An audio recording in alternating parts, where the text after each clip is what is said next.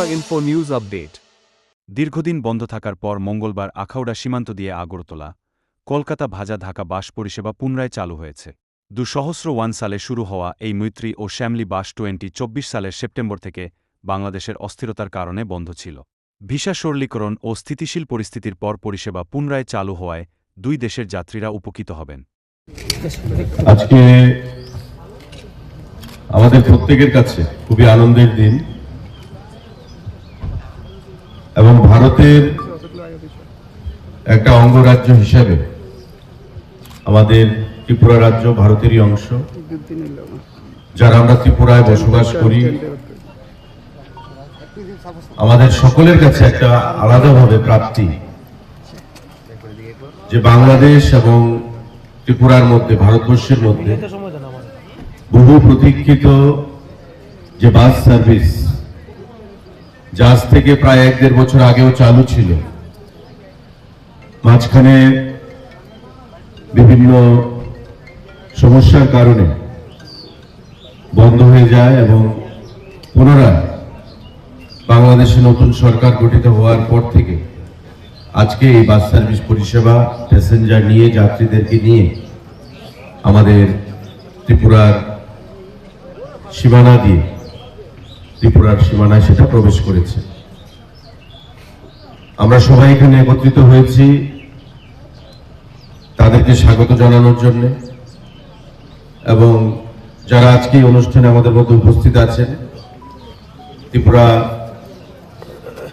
সড়ক পরিবহন নিগমের যিনি ইনচার্জ চেয়ারপারসন রয়েছেন সমর রায় মহোদয়, ওনার নেতৃত্বে এই নিগমের অন্যান্য সদস্যগণ যথাক্রমে গৌরাঙ্গ ভৌমিক আছেন আমাদের শ্যামল দে, মন্ডল সভাপতি টাউন বর্দোয়ালি, আমাদের গৌরাঙ্গ বাবু আছেন, আমাদের কর্পোরেটর তুষার ভট্টাচার্য মহোদয়, নিতুদি, উত্তম দাস আছেন, আমাদের মন্ডল সভাপতি অমিতাভ, আমাদের আরেকজন কর্পোরেটর রয়েছে নিবাস দা। আলোচনা যদি আমরা করি তবে বিগত প্রেক্ষাপটে আমাদের যেতে হবে, সেই সময় আমরা নষ্ট করতে চাই না, কারণ আমরা স্বাগত জানাচ্ছি নতুন উদ্যমে, একটা নতুন আশা নিয়ে ভারত এবং বাংলাদেশের মধ্যে যে মৈত্রী, সেই মৈত্রীর যা শুরু হয়েছিল বাস সার্ভিস শ্যামলী এবং মৈত্রী, সেটা আগামী দিনে আমাদের সামনের দিকে এগিয়ে নিয়ে যেতে হবে। এবং বরাবর আমাদের প্রধানমন্ত্রী বলেন যে বাংলাদেশের সঙ্গে সম্পর্ক যত মধুর হবে ততই দুদেশের উন্নতি আমরা সাধিত করতে পারব। এবং আমরা মনে করি যারা ত্রিপুরাবাসী, একজন ভারতবাসী হিসাবে, যে বরাবর বাংলাদেশ আমাদের কাছে পরিবারের সদস্য হিসেবে আমরা গণ্য করেছি, আজও আমরা বাংলাদেশকে আমাদের পরিবারের সদস্য হিসেবে গণ্য করি, নিকট আত্মীয় হিসেবে গণ্য করি। বাংলাদেশে কোনো অশান্তির পরিবেশ হবে, এটা আমাদের কাছে যেমন সুখকর নয়, তার থেকেও বেশি বিষয় হলো বাংলাদেশের নিজস্ব উন্নয়নের ক্ষেত্রেও সেটা সুখকর নয়। তাই মাঝখানে যে বিপরীত পরিস্থিতি তৈরি হয়েছিল, সেই বিপরীত পরিস্থিতিকে কাটিয়ে উঠে গণতান্ত্রিক পরিবেশে একটা নতুন সরকার গঠিত হয়েছে। আমরা সেই নতুন সরকারকে, প্রধানমন্ত্রীকে এবং তার নেতৃত্বে যে কমিটি, আমাদের ক্যাবিনেট মন্ত্রিসভা গঠিত হয়েছে, তাদেরকে হার্দিক অভিনন্দন জানাচ্ছি এবং আশা রাখবো এই নতুন সরকার তাদের দেশের উন্নয়নের সঙ্গে সঙ্গে ভারত বাংলার যে মৈত্রী, ভারত বাংলার যে সুসম্পর্ক, যেটা আজ থেকে 1 বছর আগেও বিদ্যমান ছিল, সেটাকে ত্বরান্বিত করবে এবং দুদেশের উন্নয়নকে আরো ত্বরান্বিত করবে, অগ্রগতির পথের দিশা দেখাবে। আমাদের প্রধানমন্ত্রী ভারতবর্ষের যেদিন নির্বাচন সম্পন্ন হয়েছে বাংলাদেশে এবং নতুন সরকার গঠিত হয়েছে, তার প্রধানমন্ত্রীকে তারেক রহমানকে সেখানে অনেক অনেক অভিনন্দন, শুভেচ্ছা জ্ঞাপন করেছেন। শপথ গ্রহণ অনুষ্ঠানে ভারতবর্ষে পার্লামেন্টের আমাদের স্পিকার ওম বিরলাকে পাঠিয়ে মৈত্রীর নতুন রূপে বার্তা প্রদান করেছে।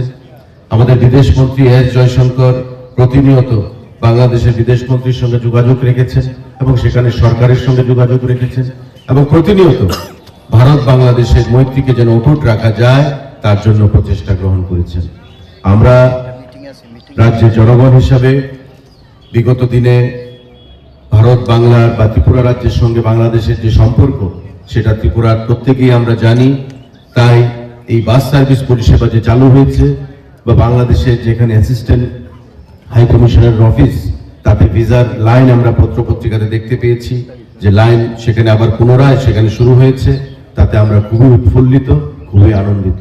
আমরা বিশ্বাস করি যে আগামী দিনে নতুন সরকার যে গঠিত হয়েছে, বাণিজ্য, সংস্কৃতি, শিল্প প্রতিটা ক্ষেত্রে ভারত এবং বাংলাদেশের যে সম্পর্ক ছিল সেই সম্পর্ক আরো অটুট হবে, আরো ত্বরান্বিত হবে উন্নয়নের নিরিখে, দুদেশের আত্মার সম্পর্কের নিরিখে।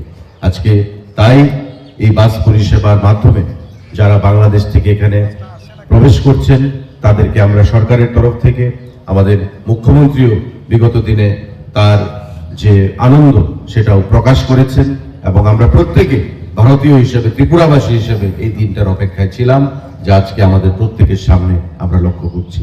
আমি তাদেরকে পুনরায় রাজ্য সরকারের তরফ থেকে দপ্তরের মন্ত্রী হিসেবে এবং একজন ত্রিপুরাবাসী, ভারতবাসী হিসাবে তাদেরকে আবার পুনরায় স্বাগত জানাচ্ছি। আশা করি আগামী দিনগুলো দুদেশের মৈত্রীর পক্ষে আরো সন্তোষজনক হবে। আশা রেখে আমরা টিআরটিসি কে এই অনুষ্ঠান আয়োজন করার জন্য আমি হৃদয়ের অন্তঃস্থল থেকে ধন্যবাদ জ্ঞাপন করে আমি আমার সংক্ষিপ্ত আলোচনা এখানে শেষ করছি। Subscribe to Tripura Info and press the bell icon so that you never miss any latest updates and news on Tripura.